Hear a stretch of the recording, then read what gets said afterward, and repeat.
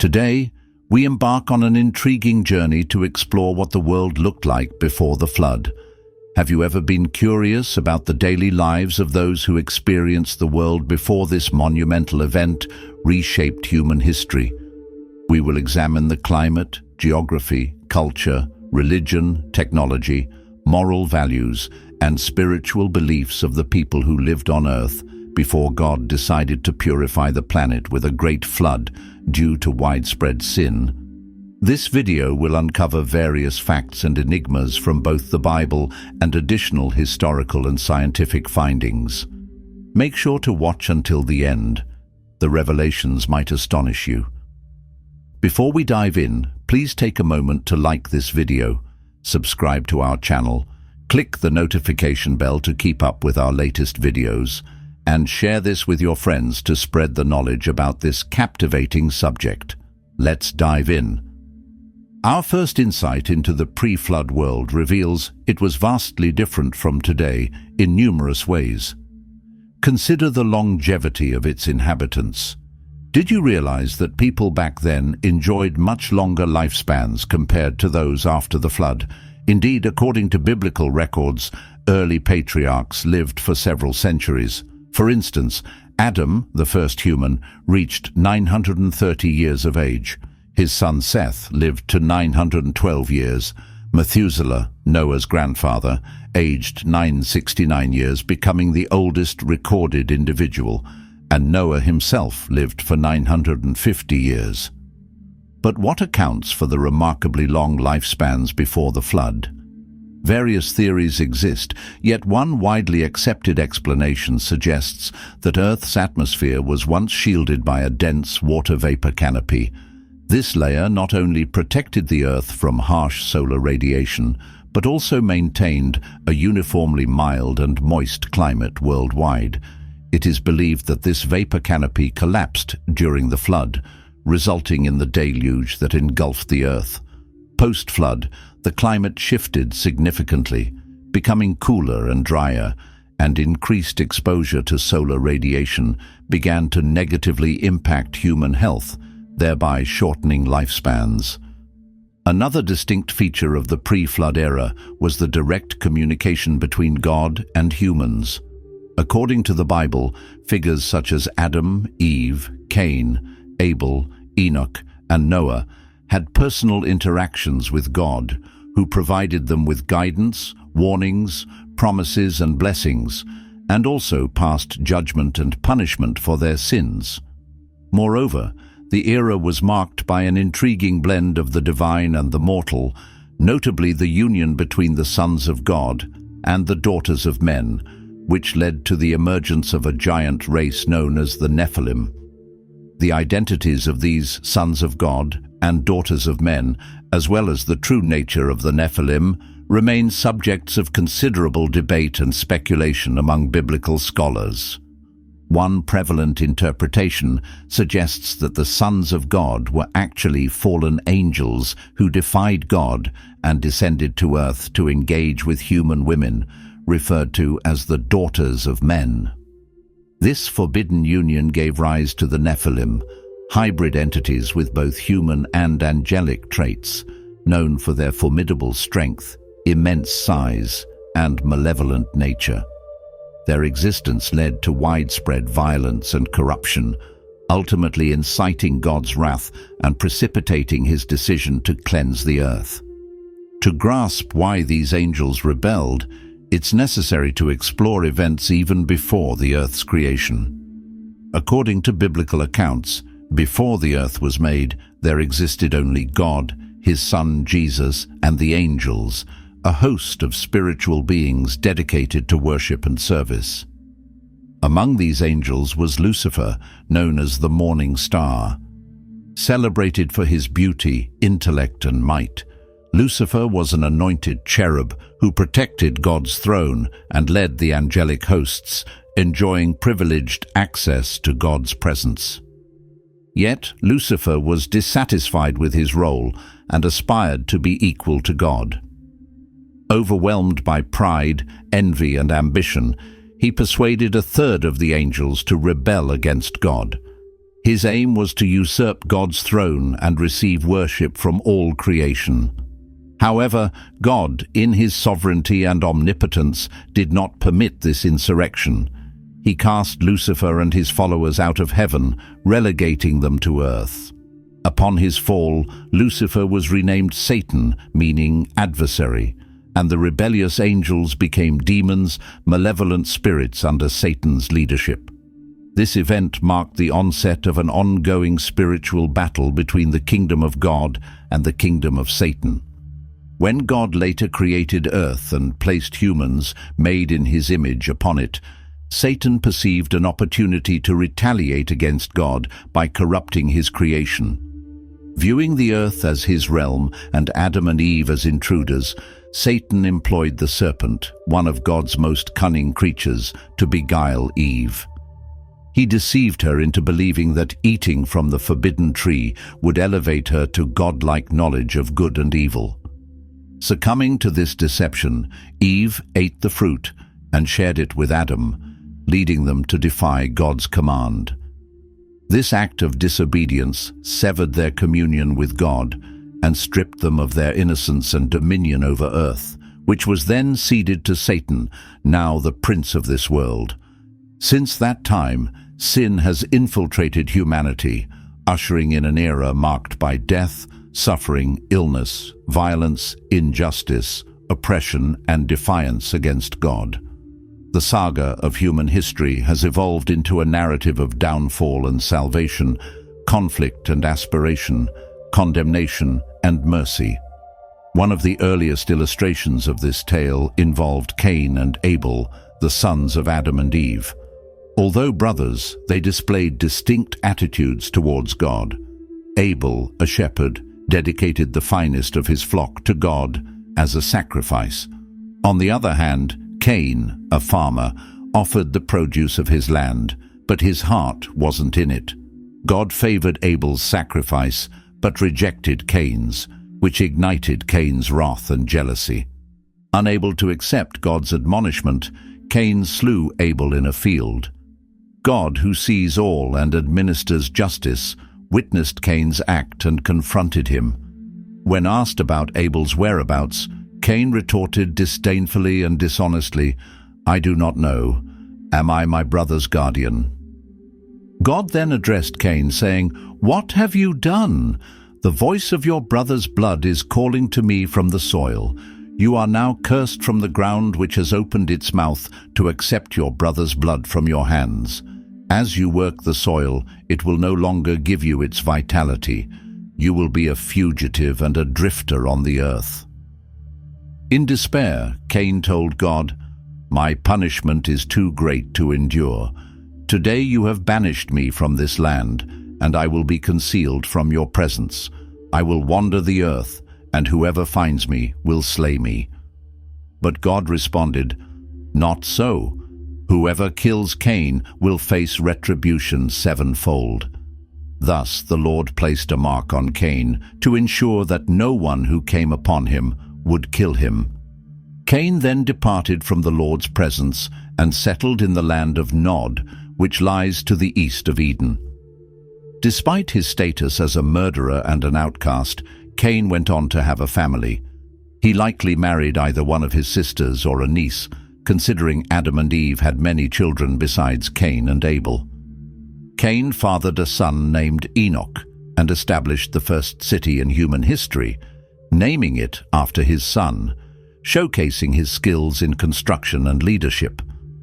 The family of Cain grew, and among his descendants were individuals notable for their contributions to society.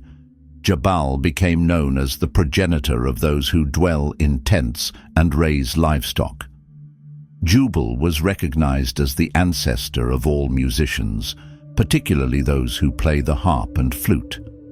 Tubal-Cain excelled in metallurgy, mastering the craft of working with bronze and iron. Naamah, mentioned as the sole woman in Cain's line, also stands out, though her specific contributions are not detailed. These accounts of Cain's lineage highlight the expansion and diversification of humanity, with people developing specific roles that evolved into professions, marking the early stages of civilization. However, this narrative also reflects a drift from God, as humanity increasingly engaged in idolatry, violence, and moral decay. The scriptures reveal that Lamech, a descendant of Tubal-Cain, was the earliest recorded polygamist, having two wives named Ada and Zillah. He committed murder, taking the life of a man who wounded him and a boy who merely stepped on him. Lamech openly bragged about his brutal actions to his wives, declaring, "Hear me, Ada and Zillah, listen to my words. I have slain a man for injuring me, a young man for just a bruise. If Cain received vengeance sevenfold, then Lamech 77-fold." Genesis 4:23-24. At the same time, Adam and Eve were blessed with another son, whom they named Seth, meaning replacement, as he was born after the loss of Abel, who was murdered by Cain. Seth became the ancestor of Enosh, who led to Kenan, then Mahalalel, followed by Jared, then Enoch, who fathered Methuselah, and Methuselah fathered Lamech, who eventually fathered Noah. This genealogy traces the path of the sons of God, who remained faithful and worshipped God, as opposed to the descendants of the sons of men, who chose to defy and scorn God. Among the faithful, Enoch stood as a beacon of devotion and obedience. Scripture highlights that Enoch walked so closely with God that he was taken to heaven without experiencing death. As the great-grandfather of Noah, Enoch lived during a time when most were known merely for their lineage, yet he was celebrated for his deep relationship with God. Unlike others, Enoch's legacy included prophecies about divine judgment upon the wicked and his pleasing God through his steadfast faith. He was the first to be directly taken by God, exemplifying a life devoted to seeking and fulfilling God's will amidst a corrupt generation. However, Enoch was a rare light in dark times. The scriptures describe the era before the flood as one plagued by greed, malevolence, and deceit, with family relationships often marred by conflict and neighbors preying upon each other. The world was seen as corrupt in God's sight, rife with violence and dominated by the evil imaginings of human hearts. Observing the increasing wickedness and pervasive corruption among humans, God lamented his creation of mankind, deeply troubled by the state of the world. God resolved to obliterate from the earth not only humankind, but also the animals, reptiles, and birds of the sky, due to the overwhelming corruption. However, Noah found favor in God's eyes. Known for his righteousness and integrity, Noah stood apart from his contemporaries by walking with God. He was the father of 3 sons, Shem, Ham, and Japheth. Entrusted with the future of humanity, Noah was tasked with constructing an ark, a robust vessel designed by God to survive the impending deluge. The ark, a marvel of divine engineering, measured 300 cubits in length, 50 cubits in width, and 30 cubits in height, with a cubit being roughly 18 inches. This made the ark about 450 feet long, 75 feet wide, and 45 feet high. It featured 3 levels and included multiple compartments, a window of 1 cubit at the top for light and ventilation, and a side door that only God could operate. Constructed from gopher wood, known for its durability and water resistance, the ark was coated inside and out with pitch to ensure it was watertight. It was designed to accommodate around 40,000 animals from various species, providing enough space for them, along with ample food and water for these animals and Noah's family. The ark stood not only as an extraordinary feat of naval construction, but also as a testament to God's grace and mercy. Over the course of approximately 120 years, Noah painstakingly built the ark, adhering strictly to the divine blueprint. During this extended period, Noah also served as a preacher to his people, urgently warning them about the upcoming deluge and urging them to repent. Despite his efforts, his contemporaries dismissed his warnings, mocking him as a madman and zealot. They lived in denial, unable to conceive of a flood since rain had never fallen on earth before. Unaware of the dramatic changes about to unfold, the opening of the deep sea vents and the floodgates of the heavens, they could not imagine that water would soon envelop the entire planet. They did not foresee that the day of reckoning would arrive unexpectedly, like a thief in the night, catching them off guard. Unbeknownst to them, their only chance for survival lay in entering the ark, an act that required faith. At last, the moment arrived when God instructed Noah, "Enter the ark, you and your entire family, because you alone are righteous in this generation. Bring with you 7 pairs of every clean animal, a male and its mate, and a pair of each animal that is not clean. Similarly, bring 7 pairs of every kind of bird, male and female, to preserve their species across the earth. In 7 days I will send rain upon the earth for 40 days and 40 nights, erasing every living thing I have created from the face of the earth." Genesis 7:1-4. Faithfully, Noah complied, boarding the ark with his family and all the animals as God had directed. At the age of 600, Noah witnessed the flood waters envelop the earth. On the appointed day, the deep sea vents exploded and the sky portals opened, unleashing relentless rain upon the earth for 40 days and nights. The waters rose dramatically, lifting the ark and carrying it over the swelling seas. The floodwaters surged high above the earth, covering even the highest mountains. Everywhere under the heavens, the waters prevailed, rising 15 cubits above the mountain peaks, completely submerging them. Every form of life that moved on the earth was extinguished: birds, livestock, wild creatures, all the swarming organisms, and all of humanity. Every terrestrial being with the breath of life in its nostrils perished.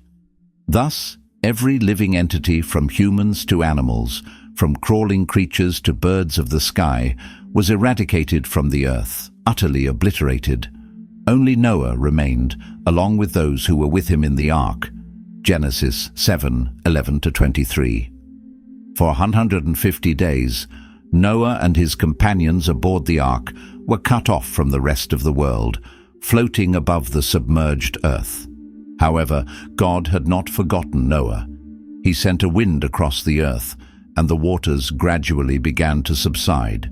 The deep sea vents were sealed, and the heavenly floodgates were shut, halting the rain. The waters receded continually from the earth, and after 150 days, they had diminished significantly. On the 17th day of the 7th month, the ark finally came to rest on the mountains of Ararat. The waters steadily receded until the 10th month. On the first day of that month, the peaks of mountains began to emerge.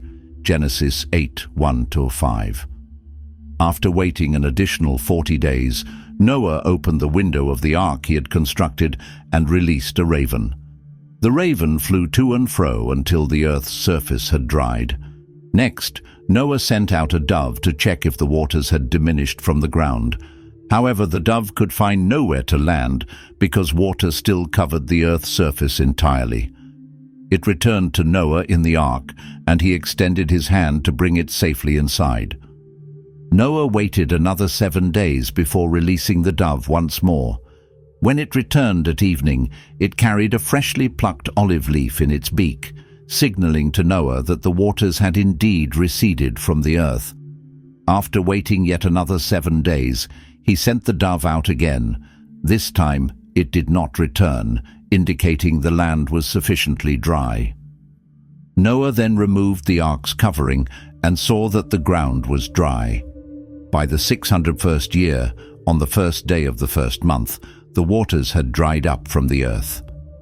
Noah confirmed the earth's surface was dry when he removed the ark's covering, and by the 2nd month, on the 27th day, the earth was completely dry.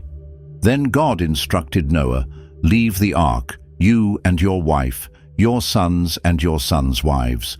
Bring out every living creature that is with you, the birds, the animals, and every creature that crawls on the earth, so they may spread across the earth, reproduce, and multiply." Accordingly, Noah exited the ark with his wife, his sons, and their wives. All creatures, including every type of animal, bird, and crawling creature, left the ark organized into their respective groups. Genesis 8:13-19. Following this, Noah constructed an altar to the Lord and offered burnt sacrifices using some of each type of clean animal and bird. These offerings produced a pleasing aroma that the Lord sensed.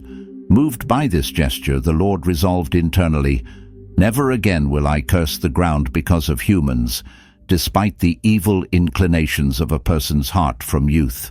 Nor will I ever again destroy all living beings as I have done. For as long as the earth remains, the cycle of planting and harvesting, cold and warmth, summer and winter, and day and night will never cease." Genesis 8:20-22. God bestowed his blessings on Noah and his sons, commanding them, "Be fruitful and multiply and replenish the earth. Every creature on earth, the animals, the birds in the sky, everything that crawls on the ground, and all the fish in the sea will fear and dread you. They are all placed under your authority. Just as I have given you the green plants, now I grant you everything for food. However, you must not consume the flesh with its lifeblood still in it. And I will demand accountability for every human life. From every animal and from each human, I will seek justice for any act of bloodshed. Whoever takes a human life, by humans shall their own life be taken. For I made man in my own image. Now, go forth and multiply. Populate the earth abundantly and multiply in it." Genesis 9:1-7. God spoke to Noah and his sons, saying, "I am setting forth a covenant with you, your descendants, and every living being accompanying you, birds, domestic animals, and every wild creature on earth that exited the ark. This covenant ensures that never again will all life be destroyed by floodwaters, nor will there be another flood to devastate the earth." God explained, "The rainbow I place in the sky will serve as the symbol of the agreement between us, you and every creature for all generations to come.